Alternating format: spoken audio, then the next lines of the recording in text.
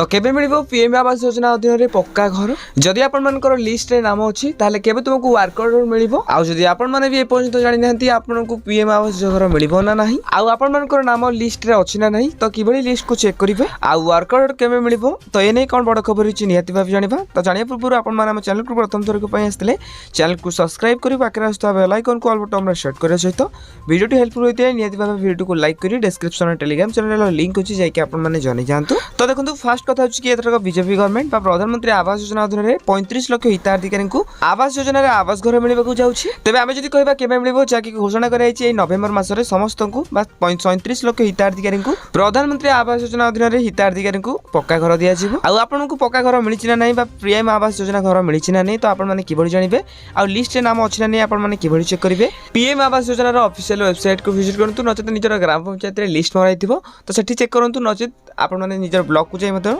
तुम ना अच्छी ना नहीं आपने चेक करेंगे तेज आवास योजना को नहीं जहाँ भी अपडेट आसो आपको जन तो आपने जानापी आम चैनल को सब्सक्राइब करूँ आ हाँ ये वीडियो कौन जिल्ला देखुं निहत भाव कमेंट बॉक्स में कमेंट करूँ।